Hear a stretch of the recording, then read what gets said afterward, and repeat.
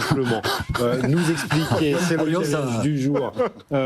Jeudi dernier, le tribunal de commerce international, c'est pas la Cour suprême, hein, c'est le tribunal de commerce international des États-Unis qui a invalidé les 10% de tarifs que Donald Trump avait mis à absolument tout le monde. On a l'accord US-UE qui n'est plus appliqué non plus. On est paumé dans ces droits de douane. Je voudrais avoir le témoignage de Laurent après, qui exporte aussi aux États-Unis. Mais où est-ce qu'on en est aujourd'hui dans ce grand maelstrom douanier entre l'Europe, la France et les États-Unis ?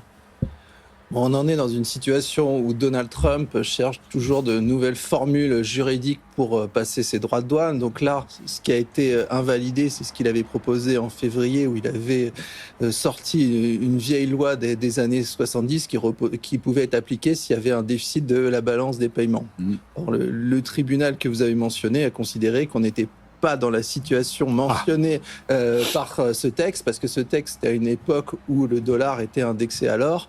Or, aujourd'hui, ce n'est manifestement pas le cas. Mais ce qu'il faut voir, c'est que Donald Trump a déjà prévu de nouveaux instruments juridiques qui pourraient être utilisés. Notamment, il y a un texte sur les représailles présidentielles qui pourraient être pris. Puis après, il y a une autre disposition. Et qui là sont très sectorielles, c'est-à-dire qu'on cible tel ou tel produit. Mais ce qui est intéressant, c'est que pour l'instant, la Cour suprême n'a pas répondu sur le fait que constitutionnellement, le président ne pouvait pas prendre des mesures qui sont du ressort du Congrès. Et on voit bien dans les décisions juridiques qui ont été prises, c'est chaque fois, ils jugent sur les décisions spécifiques en se demandant est-ce que le texte particulier est bien motivé. Mais donc ça permet à Donald Trump et à son administration de trouver de nouveaux instruments juridiques pour faire passer ces droits de douane.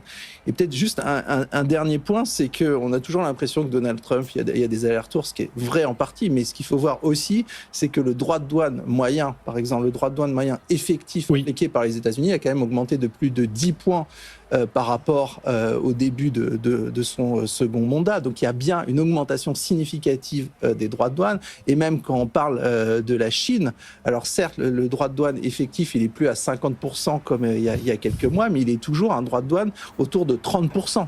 Donc, de nouveau, il y a des allers-retours, mais Donald Trump réussit quand même, entre guillemets, à augmenter significativement le taux de droit de douane moyen effectif. Donc la guerre commerciale a bien eu lieu. La guerre commerciale... si le commerce international a augmenté en 2025.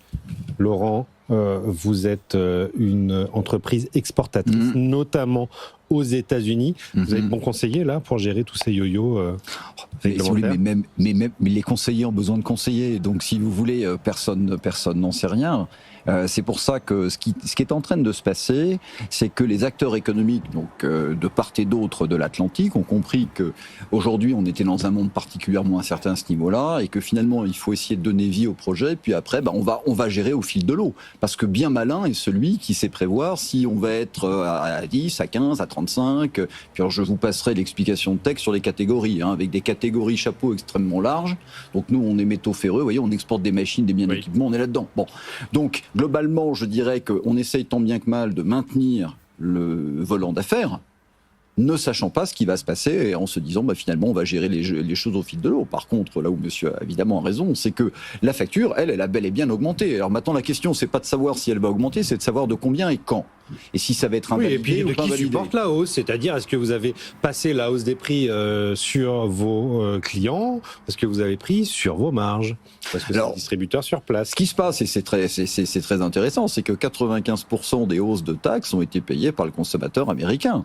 Donc quand monsieur Trump dit qu'il a rendu service à son pays, écoutez, je laisse seul juge les mêmes citoyens américains et contribuables.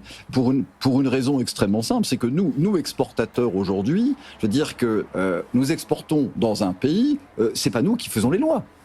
Donc évidemment, on a des discussions commerciales qui, vous l'imaginez, ne manquent pas de verve. C'est pour ça qu'on n'avait pas besoin, en plus de ça et du reste, d'avoir en plus, dans notre propre pays, d'avoir des discussions et la certitude fiscale. Bon.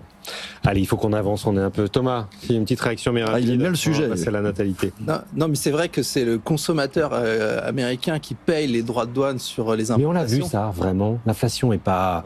On est à quoi, à 3% aux États-Unis? Elle est moins que prévu, parce qu'en particulier, il y a eu des effets de stockage en début d'année. Mais ce que je veux dire, c'est à venir. Ça risque d'être à venir, oui. Mais c'est en partie l'objectif poursuivi. Quand vous mettez des droits de douane, l'objectif, c'est de surenchérir les importations pour produire sur le sol américain. Oui, donc le fait que les produits chinois coûtent plus cher pour le consommateur américain, c'est le but. Parce que s'ils ne coûtaient pas plus cher, vous n'auriez aucune incitation à produire, par exemple, les voitures sur le sol américain. Donc c'est un peu dans le discours le fait qu'on dit toujours, oui, mais Donald Trump se trompe parce que ça surenchérit le prix pour le consommateur américain. Moi, je dirais c'est justement le but de ce type de droit de douane. Juste, il y a un autre pays européen qui est principalement confronté à cette guerre commerciale, c'est l'Allemagne. Si la surtaxe de 25% qui a été annoncée par l'administration américaine s'applique à partir de juillet sur le secteur automobile, je vais me rappeler que c'est 1,5 million de voitures allemandes qui sont exportées chaque année aux États-Unis, et c'est leur premier marché à l'exportation. L'industrie allemande est aujourd'hui confrontée à la nouvelle vague de concurrence chinoise. Donc, on a les débats, évidemment, sur l'impact sur l'économie française, que ce soit sur l'industrie, sur l'agriculture ou sur les services. Mais aujourd'hui, le premier pays qui va subir cette guerre commerciale en Europe, c'est l'Allemagne.